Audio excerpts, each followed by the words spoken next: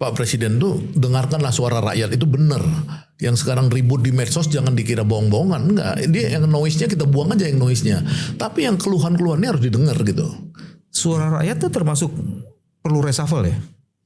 Kalau orang kan kejijikan orang terhadap Apa kejijikan? ya kejijikan orang terhadap orang-orang di sebelah Prabowo ini, ya ini kan udah memuncak.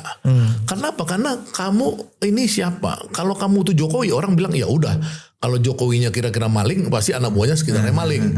Kalau Jokowi ini penjahat, sekitarnya penjahat. Orang ngerti, oh ini berarti kita lawan rejim. Iya. Kalau Prabowo ini kan bukan begitu. Prabowo ini emas. Saya sering bilang Prabowo ini emas. Tapi kenapa sebelahnya ini kacau semua gitu loh. Ini yang membuat saya itu antara sampah dan emas itu. Antara tinja dan emas itu. Kenapa Prabowo itu masih membiarkan situasi bercampur. Tidak akan mungkin pemimpin ideologis itu punya sebelahnya tuh tidak ideologis, itu udah hukum. Kecuali dia memang harus memaklumatkan bahwa dia itu bukan pemimpin besar Pancasila, pemimpin besar sosialisme Indonesia, bukan pemimpin besar bangsa seperti Bung Karno dan lain. Nggak apa-apa.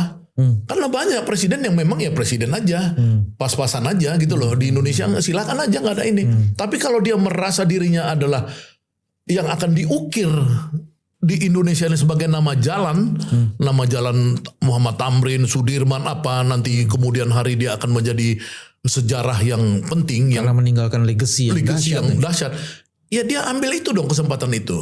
Jangan dibiarin dengan dia bercampur dengan orang-orang yang tidak jelas gitu loh. Iya. Ada 3 catatan penting lagi sebagai catatan outlook. Ya, pertama, dialog substantif itu minim sekali. Jadi komunikasi presiden dengan rakyat, ya, dengan orang-orang pemikir-pemikir seperti Saganda dan teman-teman lain, itu kelihatan tidak terjadi dalam 1 tahun lebih pemerintahannya. Itu yang menyebabkan kemudian asupan-asupan informasi otentik itu tidak sampai di dia. Itu bagian pertama kritiknya itu. Bagian kedua yang kritiknya, hari ini ekonomi kita kan memang tidak tercapai lah. Kalau memang data yang benar-benar, banyak pengamat mengatakan pakai aja datanya Selios misalnya, meragukan tercapai 5%. Walaupun Pak Purbaya sudah tunggang langgang membuat kebijakan-kebijakan ini.